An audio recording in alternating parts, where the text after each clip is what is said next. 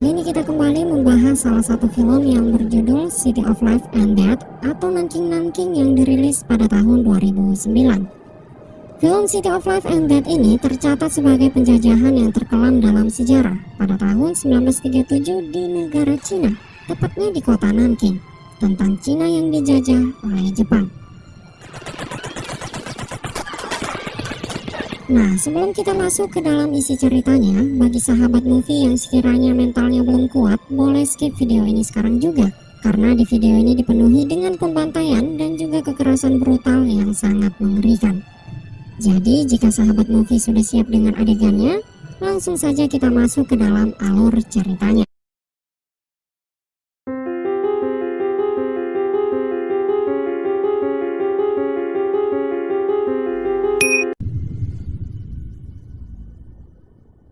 Cerita dibuka dengan memperlihatkan seorang sersan tentara Jepang yang baru terbangun di dalam parit pertahanan.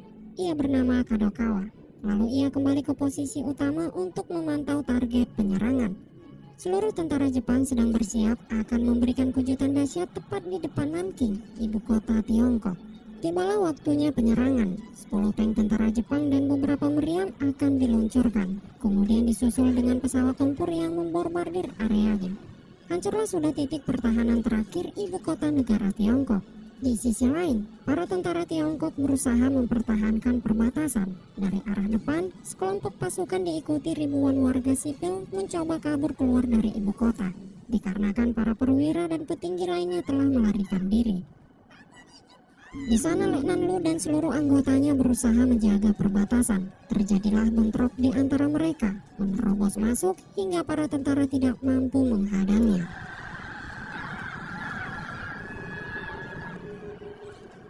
Di sisi lain, pasukan Jepang bersorak gembira karena telah berhasil membobol dinding pertahanan.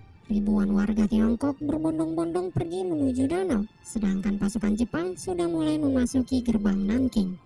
Di tengah lululantahnya kota, tibalah Nona Jiang, seorang guru yang menjadi anggota operasi zona aman. Ia menyaksikan negaranya telah hancur lebur.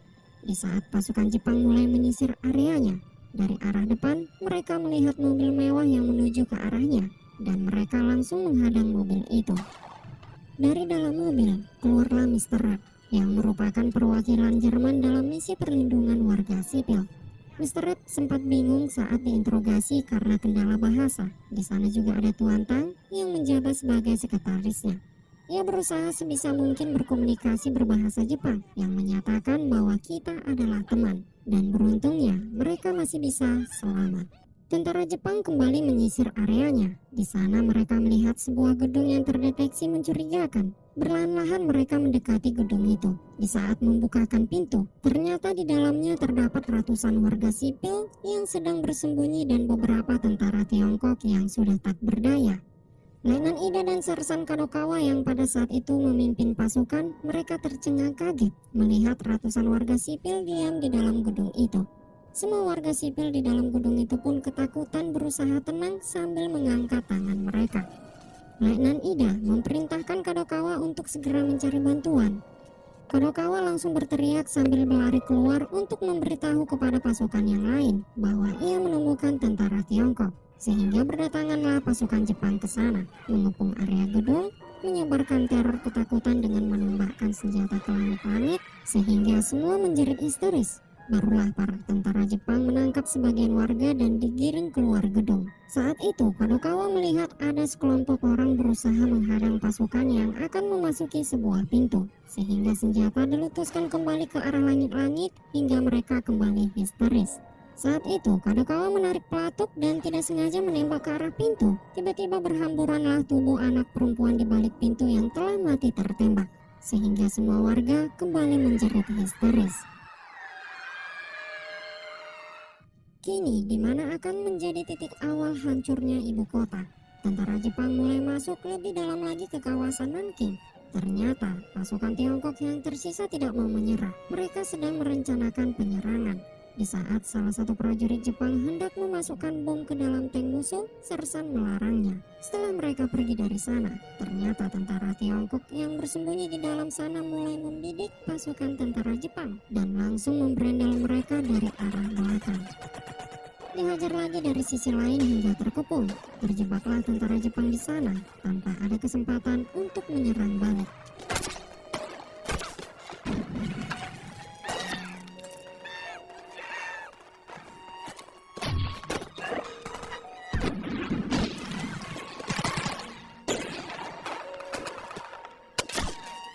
Letnan Lu yang dibantu asistennya seorang anak kecil bernama Kian berusaha menyerang dari arah bawah sampai tentara Jepang sulit mencari tempat persembunyian.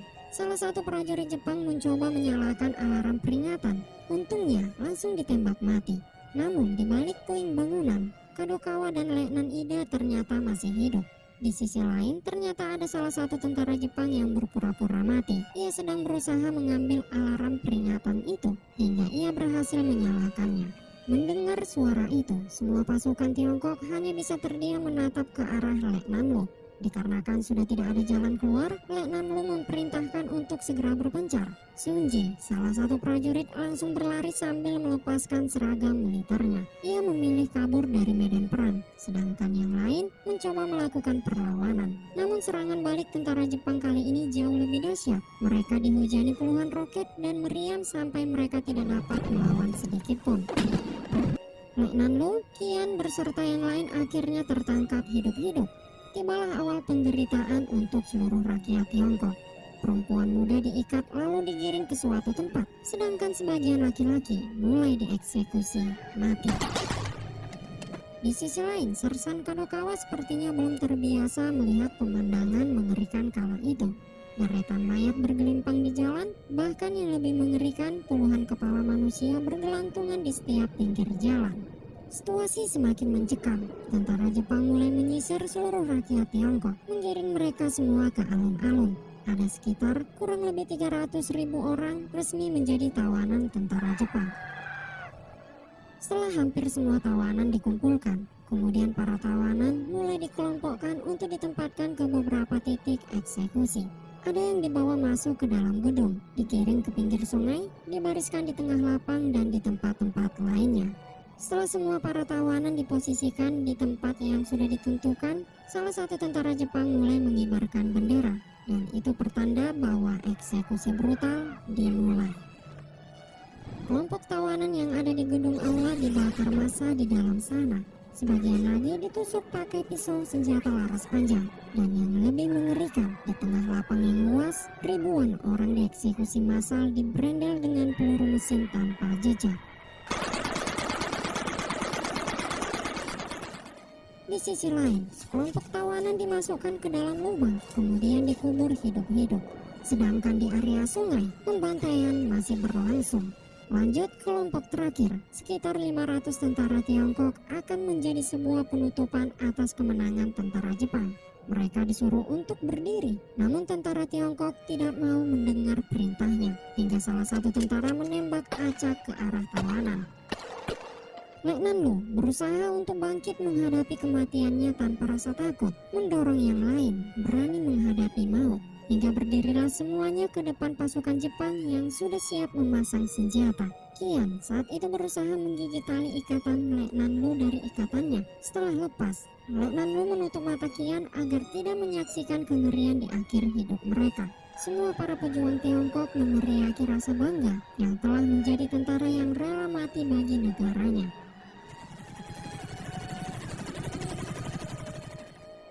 Usai semua pembantaian itu, hingga terciptalah lautan mayat manusia. Sebuah pemandangan tergelap yang akan tercatat dalam sejarah kelam dunia. Sim berganti, sebagian rakyat yang selamat dari genosida berusaha berdesak-desakan masuk ke kawasan zona aman. Saat itu, Sunji, prajurit yang waktu itu melarikan diri, ternyata masih selamat. Ia mencoba menghampiri tempat eksekusi untuk mengetahui kondisi Letnan Lu, namun ternyata Letnan Lu sudah meninggal dunia. Tapi tak disangka, Kian dan satu orang lain masih selamat dari eksekusi itu. Kini Kian berhasil dibawa ke camp zona aman, bertemu dengan Nona Jiang, dan ia dirawat di dalam sana. Kemudian, kamera menuju ke Sersan Kadokawa. Untuk menyambut kemenangannya, ia ingin menghabiskan waktunya di tempat prostitusi mencari wanita penghibur asal Jepang. Seorang ibu germis menawarkannya seorang gadis cantik yang baru datang dari Jepang. yang bernama Yuriko. Lalu Kadokawa setuju dan ia masuk ke kamarnya. Singkatnya, Yuriko tertawa setelah mengetahui ternyata Kadokawa baru pertama kali melakukan hal itu. Perilaku hangat Yuriko nampaknya memberi kesan bekas di dalam hati Kadokawa, sampai ia pun menangis di pelukan Yuriko. Kemudian kita diperlihatkan di dalam camp zona aman. Tuan Tang berlari ke bawah dan mendapati tentara Jepang sedang melecehkan seorang gadis penghuni camp. Ia pun segera melaporkan kejadian itu ke Mr. Rap. Dengan menggunakan kewargaan Mr. Rap, akhirnya Tuan Tang berhasil melepaskan para gadis tersebut. Setelah tragedi itu, Tuan Tang terpaksa mencukur pendek rambut istri dan adiknya guna menghindari pelecehan dari tentara Jepang. Sang istri nampaknya tidak rela rambutnya dicukur, namun dengan terpaksa Tuan Tang melakukan itu demi keselamatannya. Hingga akhirnya, hampir seluruh wanita di camp rela mencukur pendek rambutnya. Dari deretan itu, ada Xiao Jiang yang tidak mau mencukur rambutnya. Nona Jiang mencoba memperingatinya untuk segera mencukur dan menghapus makeupnya. Namun sayangnya, Xiao Jiang menolak. Suatu hari, ada dua prajurit Jepang mencuri bendera Amerika di tiang camp. Nona Jiang beserta petugas yang lainnya berusaha mengejar mereka untuk merebut bendera itu. Di luar gerbang, nampaknya tentara Jepang telah menjebak mereka, sehingga dapat masuk ke kawasan zona aman dengan bebas, memburu setiap gadis muda, lalu dilecehkan beramai-ramai.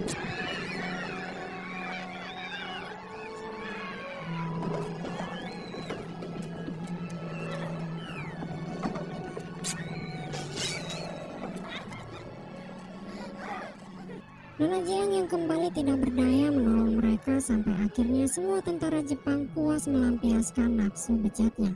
Dari kejadian itu, tiba-tiba seorang perempuan terjun bebas dari lantai atas, memilih bunuh diri setelah mengalami kekerasan brutal. Jiang berlari masuk ke dalam. Ia melihat banyak korban yang sedang menangis histeris, termasuk Xiao Jiang yang pada saat itu hanya bisa diam mematung menghadapi nasib buruknya. Kembali lagi ke cerita Sersan Kadokawa. Pagi itu ia pergi ke tempat Yuriko membawa makanan. Saking banyaknya pria yang dilayani, membuat Yuriko tidak mengenali lagi Kadokawa. Yuriko tampak senang hari itu karena mendapat sekantong makanan. Setelahnya, ia berusaha melayani Kadokawa meskipun dalam keadaan tertekan. Yuriko, gadis Jepang yang nasibnya tidak jauh beda dengan gadis-gadis Tiongkok yang hanya dijadikan pemuas nafsu tentara Jepang. Di camp, Tuan Tang mendapat kabar buruk dari Mr. Rap bahwa ia telah diperintahkan untuk segera kembali ke negara Jerman, hingga tidak punya pilihan lagi selain meninggalkan pengungsi di Nanking. Tuan Tang lalu mempertanyakan bagaimana nasib keluarganya di camp. Mr. Rap sejenak terdiam, lalu hanya bisa mengucapkan kata maaf. Setelah itu, Tuan Tang pulang untuk berpamitan kepada istrinya karena ia telah dipanggil Jepang menghadap ke kantor. Ia melepaskan cincin perkawinannya kepada sang istri dan akan memintanya kembali jika seandainya ia bisa pulang menemuinya lagi. Mereka lalu berpelukan. Di sana, ia bertemu dengan Tuan Tomita, warga Jepang yang berbaik hati membawa Tuan Tang masuk ke dalam kantor untuk membantunya berkomunikasi dengan ketua. Di waktu yang sama, di sisi lain para tentara sedang memantau situasi di dalam camp zona aman. Mereka kelihatannya seperti akan merencanakan sesuatu. Kembali lagi ke dalam kantor. Ternyata Tuan Tang mendapatkan surat yang menyatakan ia telah diakui menjadi bagian dari Jepang.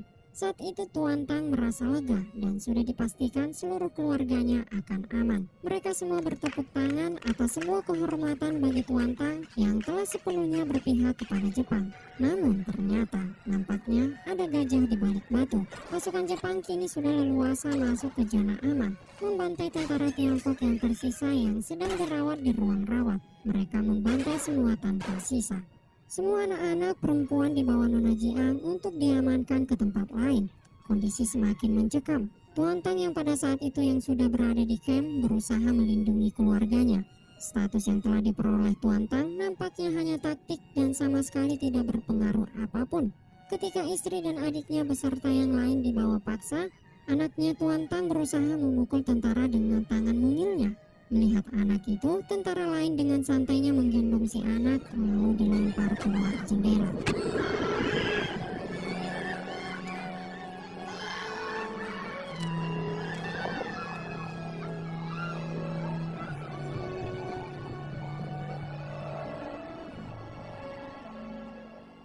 Di sisi lain, Mr. Rep yang berada di dalam kantor sedang mengadakan sebuah perjanjian, di mana kini zona aman sepenuhnya jatuh ke tangan Jepang. Lalu mereka menginginkan 100 wanita penghuni camp untuk dibawa dan diserahkan kepada pasukan Jepang selama 3 hari. Jika Mr. Rep berani menolak, maka mereka akan menghancurkan seluruh orang yang ada di camp zona aman. Mendengar hal itu, Mr. Rep sudah tidak berdaya sama sekali. Kini fase mengerikan akan menimpa seluruh perempuan Tiongkok. Mereka sudah tidak ada lagi perlindungan yang pasti bagi mereka. Zona aman kini dijadikan penjara sementara sebelum mereka menemui ajalnya. Kemudian digiringlah ratusan perempuan ke sebuah ruangan di sana. Lalu Tuan Rep dan Nona Jiang segera mengumumkan sesuatu. Nona Jiang berusaha menyampaikannya dalam kondisi tidak dapat menahan tangisan, bahwa hari itu akan dipilih 100 wanita untuk dibawa pasukan Jepang selama 3 hari, lalu dikembalikan pulang. Bagian yang paling berat, jika tidak bersedia mengikuti kemauan Jepang, maka seluruh camp sekaligus penghuninya akan dihancurkan oleh tentara Jepang.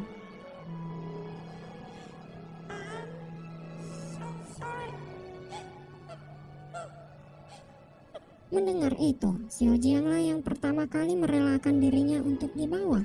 Tak lama, baru disusul satu persatu oleh wanita muda lainnya, memasrahkan hidupnya demi mempertahankan agar anak-anak dan lansia tidak ikut menjadi korban. Mereka menangis dalam kegetiran tanpa ada pilihan, mulai belajar berdamai dengan kematian.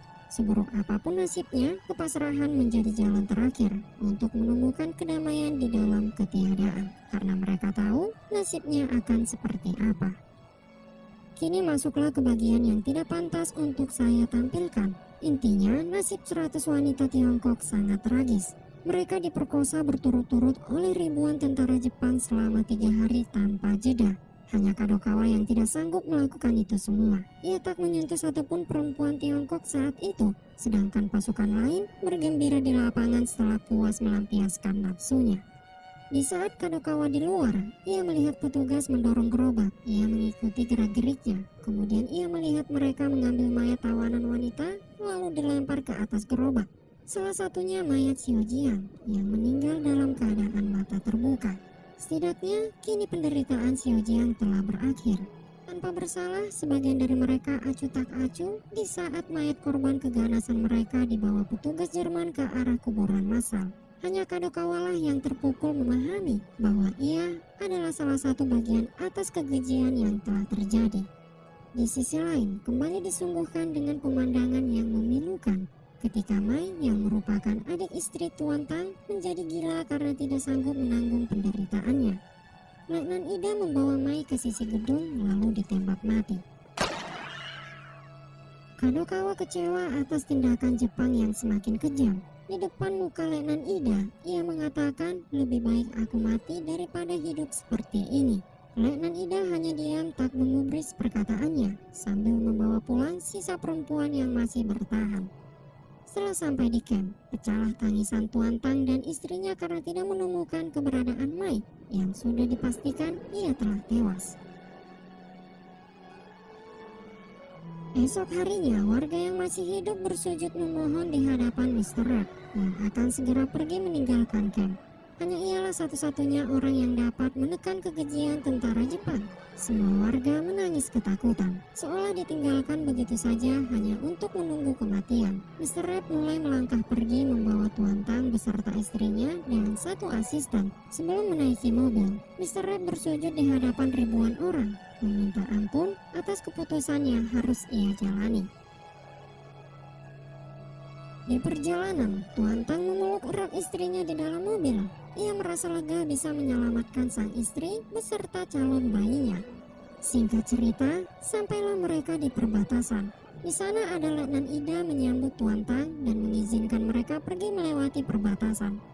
Namun aturannya hanya satu asisten beserta keluarganya yang dapat pergi, hingga satu orang tidak dapat ikut dengan Mr. Rep. Secara mengejutkan, Tuan Tang menghentikan langkahnya lalu memutuskan akan tinggal untuk mencari Mei. Sang istri menangis mendengarnya, sebuah perpisahan yang menggetarkan hati.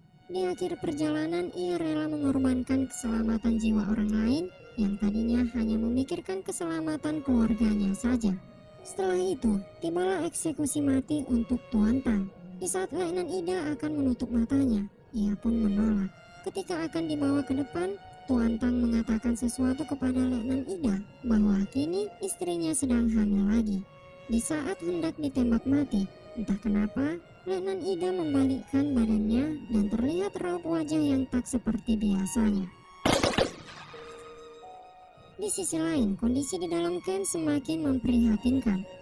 Perempuan dan laki-laki mulai dipisahkan dan didata satu persatu. Kemudian mantan prajurit Tiongkok harus mengidentifikasi dirinya untuk segera maju ke depan. Namun tidak ada yang berani mengaku karena sudah pasti akan dieksekusi mati. Di sana ada Qian dan Sunji yang masih bertahan hidup.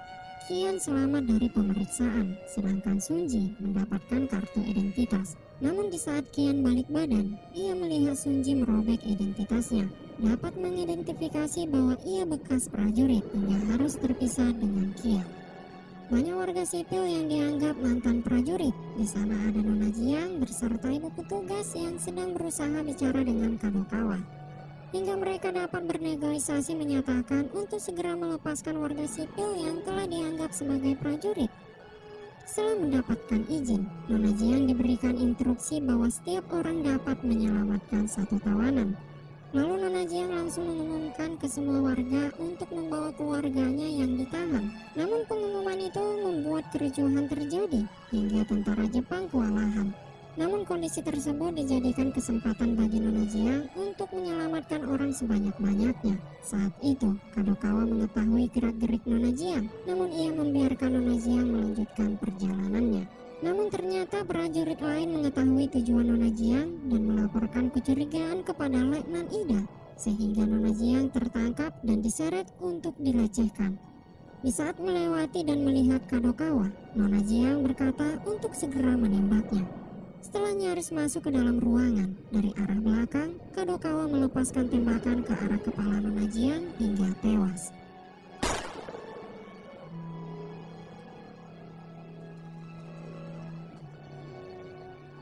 Setelah itu, Kadokawa menemui kediaman Yuriko, si gadis idamannya. Setelah sampai di sana, ternyata Yuriko telah meninggal. Lalu si ibu penjaga memberikan surat kematiannya kepada Kadokawa. Kini perayaan kemerdekaan tiba, menggelegar pesta dengan sangat meriah, menyambut kemenangan atas runtuhnya Nanking, ibu kota Tiongkok.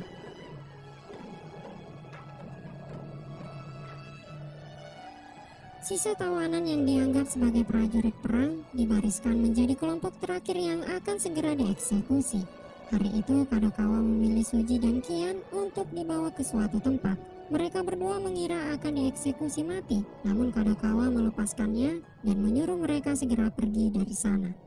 Kadokawa mengatakan ke anak buahnya bahwa hidup lebih sulit daripada mati. Saat itu, pecahlah tangisan Kadokawa. Sudah tidak sanggup menjadi bagian rezim yang hanya menjadikannya seorang pembunuh. Lalu ia memilih mengakhiri hidupnya.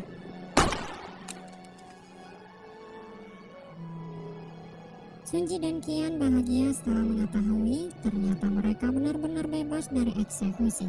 Dan film pun selesai. Pada tahun 1937 di negara Cina, tentang Cina dijajah Jepang. Menariknya, dari film ini sudut pandang yang diambil dari dua belah pihak, dari penjajah maupun yang dijajah. Jadi kita benar-benar mengerasai bagaimana Jepang senang berhasil mengalahkan Cina. Mereka berpesta, melakukan semuanya karena mereka menang. Begitu juga dengan di sisi lain, Cina sebaliknya. Nah, di film ini juga menampilkan genosida sangat intens. Kita disungguhkan beragam aksi genosida, mulai dari dikumpulkan lalu ditembak massa, ditusuk, dibakar, dikubur hidup-hidup, dan ada yang disuruh lari ke laut. Belum sampai di sana, karena kita masih di visual pasca peperangan, jadi film ini durasinya 2 jam lebih.